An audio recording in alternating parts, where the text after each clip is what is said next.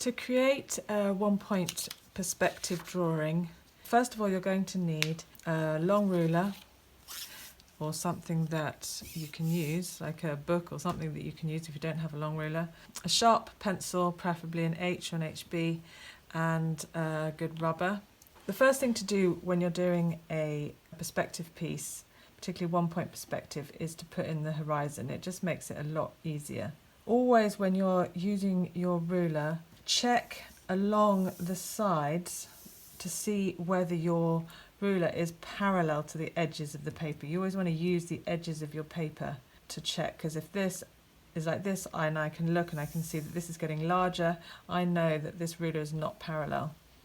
So I'm going to check, and then it's okay just to do it by eye. That is parallel, I think, and so that is my horizon line, and I'm going to put a point, right, a dot in the centre on the line. It should be right on the line. You don't want to make that dot too big, otherwise all your lines will be going in slightly different places. You want to get them as close as you can to this point.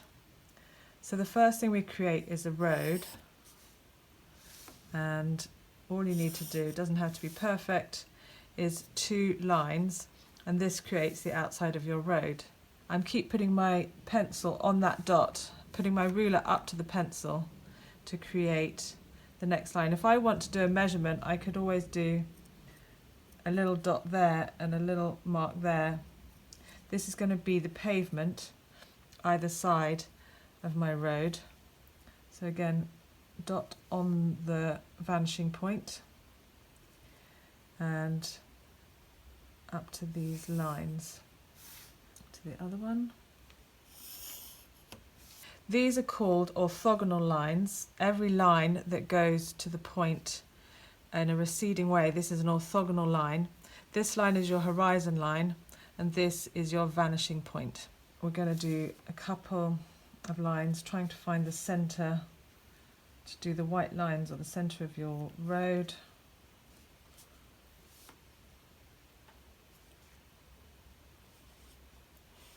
You can make it get a little bit smaller, kind of dotted line as you go back.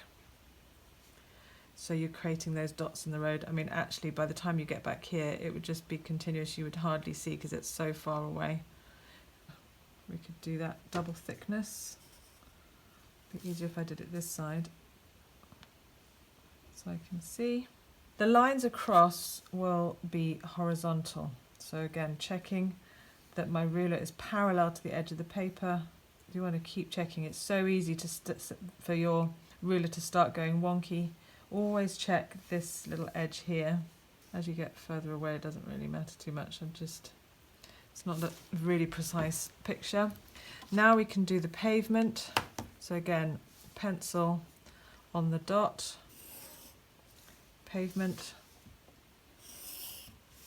either side of my road. If I do it like this one, I can create this section which is for the trees. I'm looking here to see about where it comes, which is about here, and pencil on the vanishing point. That is where I'm going to put my trees. I'm going to do this path which goes right into the corner. Again, every line is going to this point. This is the one point in the one-point perspective, the vanishing point. So this section is where I'm going to have all my trees.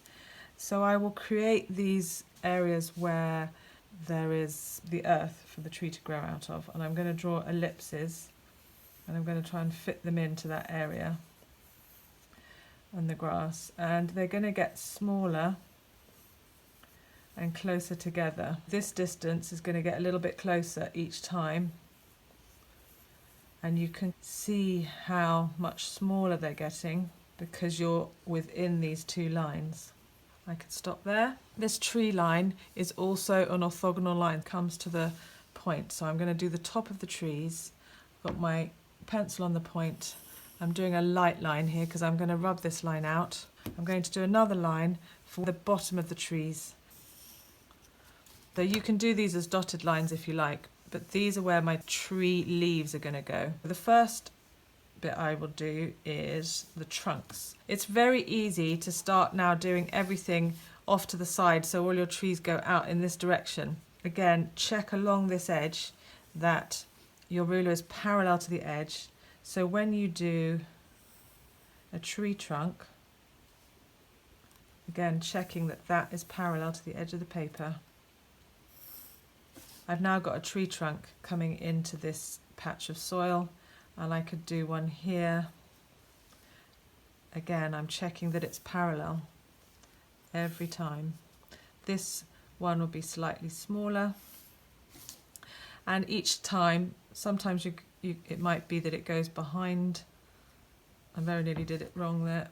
Keep checking that this is parallel. It helps to have a longer ruler. You really do need to check every time because you get confused by all of these lines. These are my tree trunks and they're getting smaller as I go back. It doesn't matter if a couple are a little bit more wonky because these are trees, so they're not going to be perfect. You can do it by eye if you like. Might make it look a bit more organic.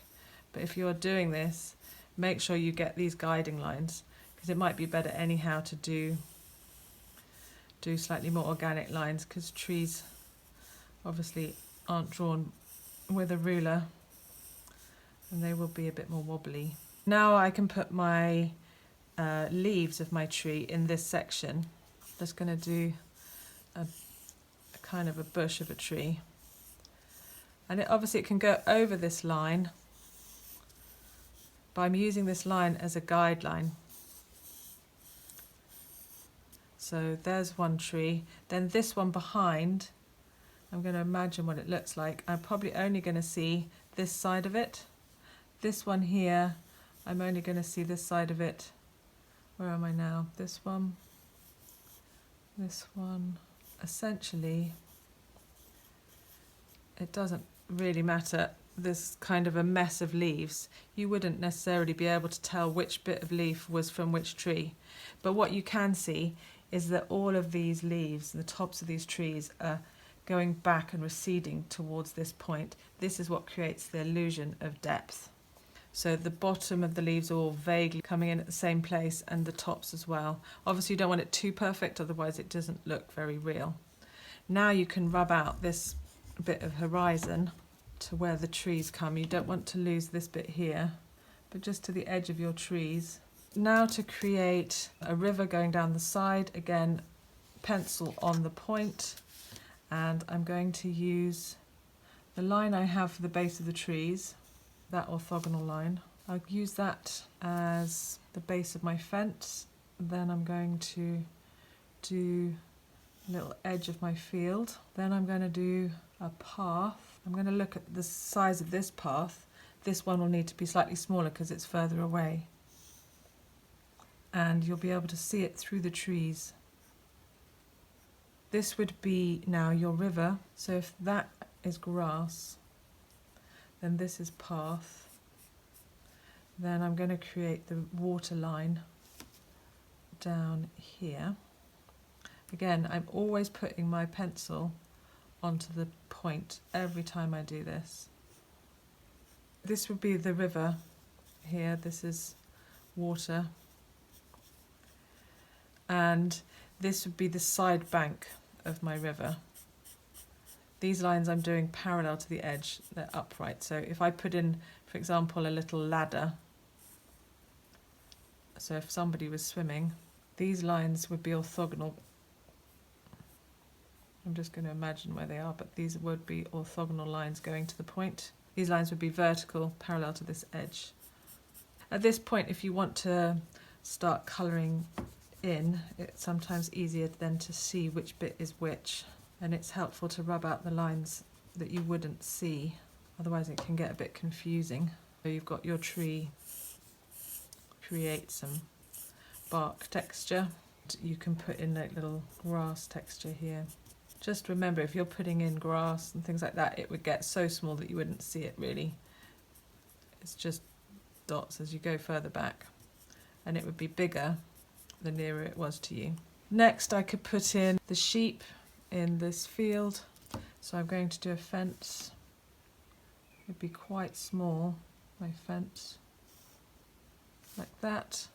And these would be vertical lines, so parallel to the edge of my page. You can see these lines for the fence would be vertical. If you've got space and you want to do the back fence of the field that's coming across behind, you need to be doing it horizontally, so parallel to the edge of your page and to your horizon line. So I can create a back fence, I can just see, and it would be very small, far in the distance, certainly smaller than this, and I can do a back fence there. So if I put little bushy sheep, just a little cloud shape and a black triangle and a couple of legs. If I was to do sheep further away in the field, they would be much smaller. So you've got to remember that anything that you do and it's getting further away in the distance, you need to make it much smaller. So the hard bit is doing these buildings, and we're going to do that on this side. It does get quite difficult to do because it's really, really important to remember that all of these windows and these lines are all orthogonal lines. And the uprights are all vertical, parallel to the edge of the page. So we'll start by creating this space between the pavement and the houses, and I'm going to bring it in here, so pencil to the point. And so this is the front path area. Now my first house, I'm going to create this line, and I'm going to do it about here. I'm making sure that this is parallel to the edge of my page. It's a proper vertical line.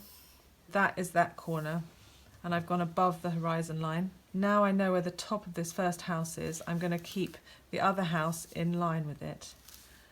Obviously not all houses are always in line, but just as an example for 1 point perspective, it helps to do it like this way. That is the top of the house line. The line of the top of these houses is orthogonal. Now I can do this line here, which is the back of the house, again parallel to the edge of the page, coming straight down. This was this line here. This is my roof line. This is the side of my house, this line, and then this is where my house meets the road, and then this is the nearest edge of my house. It's receding on these orthogonal lines down to the point. If I was to draw the front face of the next house, this one, again, a vertical line. That line is this line of this house. If it's the same size house in reality, it would be getting smaller as it goes away. So this distance, you need to just do a little bit narrower. Again, a vertical line. So this is the same house but a bit further away. That is the roof line. That's where it meets the road. Now we're ready to do the sides of the house. These are horizontal lines, so make sure you get your ruler parallel to the edge of your page, the base of your page, and you can do a horizontal line. This plane of the house is facing you. It's flat on. If you could see the whole of it, you could draw a whole square or a whole rectangle. It would be perfectly parallel to the edges of the page, because this is facing you. And the same from this one. Make sure that it's horizontal. And just making sure it's horizontal to the edge of my page. You can see now I have two boxes, 3D cubes. You can't see the rest of them, but you can kind of see that they are 3D cubes. To do the windows, you could try and imagine how big a man would be. If I did a stick figure of a man next to a tree, he might be about that tall. If I go along at this same height, that man is about this tall. So I've got a vague idea now of how big this person would be. Obviously, if you wanted to see how big a person would be anywhere further down the picture, you could draw a line from the top of the head, do a dotted line, very light line, and from the bottom of their feet. And now I could place a person in here and I could see that they would be this size, because they would fit within these orthogonal lines and getting smaller as you go back. It's one way of helping you place the size of people as you go further back. I'm going to do a window. I am going to put my first window in on this flat plane. This person can almost see through this window. Notice that this was a horizontal line and this side of the window is going to be vertical and horizontal. Just check I'm getting it parallel.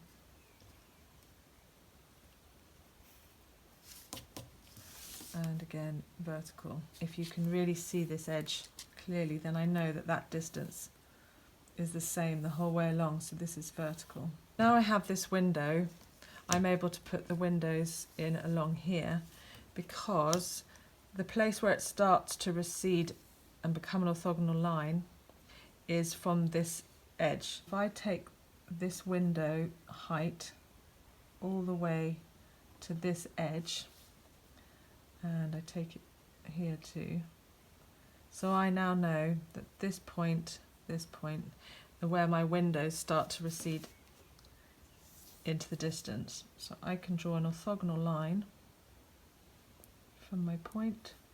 I can do a dotted line.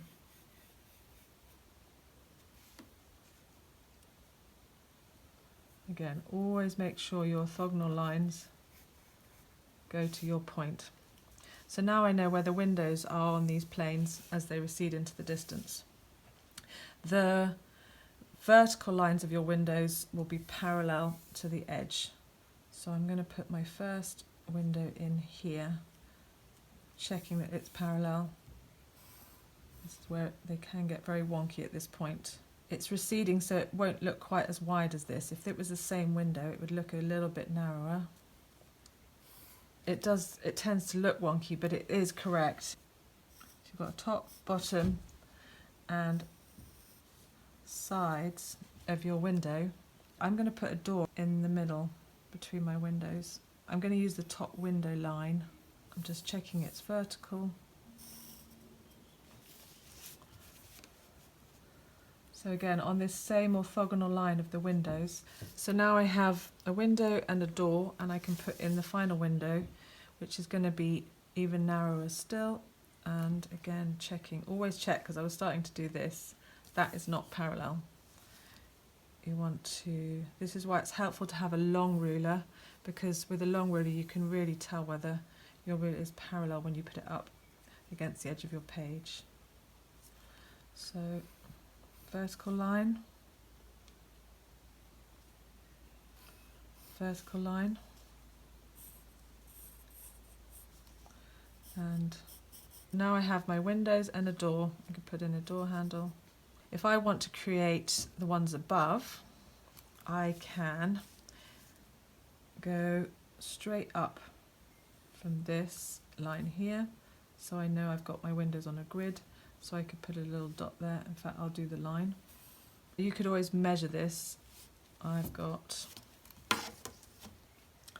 this is 3.3, I could do a 3.3, you have to be perfect. Same size window, and then straight up from this one, these would be horizontal, so make sure you've got your horizon line there. So horizontal line, horizontal line. You can rub out at this stage this horizon line all the way to the edge of your building. You want to keep your horizon line here, because that's going to help you see where the distance is. I've got my window, so now to check where my orthogonal lines come from, I'm going to take that height to this edge,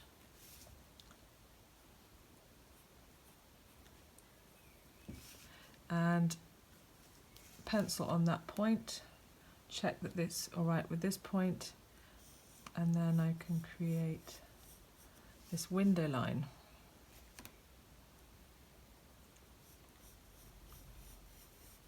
I hope you're getting the idea that every one of these orthogonal lines is going to this point. These windows, I can come straight up from here now, and I'm again checking that this is parallel. The edge of the paper.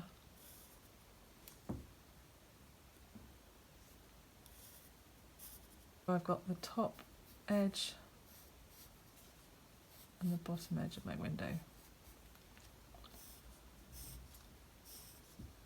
As you can see, these windows are getting smaller as you go further into the distance. On the further house, I could do exactly the same thing. I'm going to use these lines because you've got a point here, one there and one there. So we know where these windows are, because if I draw a horizontal line across that plane, and let me just check. See, it's so easy to do it wonky, you need to check every time. That is parallel to the edge of the page. These windows could fit, there's a vertical line, those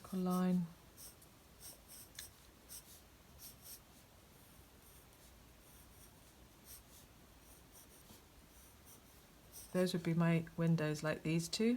Then the ones on the receding plane, I can put those in.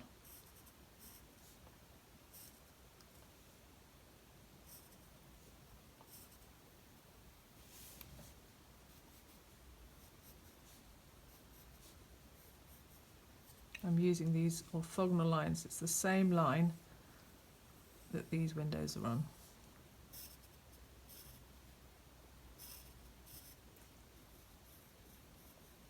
So this, again, same line, same orthogonal line. All of these windows are going to this point, the tops of the doors and all the windows. The last one, just going to do by eye, and straight up from there.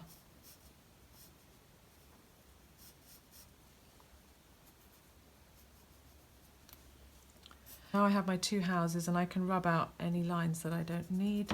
To do your roof line, again, the top line of your roofs would be an orthogonal line. We could do that not too high, otherwise they would look a bit strange, your roofs. I'm going to just do a line like this. That would be the top line of my roofs. Because actually this line is a diagonal in real life, this line to go back to your roof is one that does not go to the point. But you do want it to be quite steep, and whatever you've done for that edge, you want to slowly drag your ruler across to this point to create a parallel line. So these two lines would be parallel, and then that would be the top of your roof. Either you can have a flat roof and this would be a horizontal line, or you can go down kind of the same angle, try and create a similar angle coming down. That creates a roof. For this one on this side, I would try and use this same line, slide my ruler down, and from the point of the house up to the roof line. So this I know is the same roof line. Again, slide my ruler across so this line is parallel. I can rub that out. So now I have both my roofs. The final thing, you could add cards if you want. Just remember that your cards will be getting smaller as they go further away.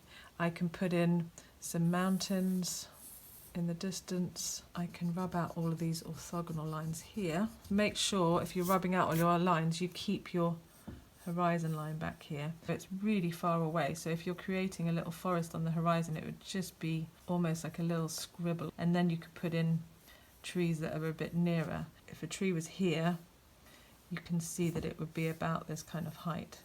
It would look more like this, and then ones further away would be much smaller. And some clouds in your sky.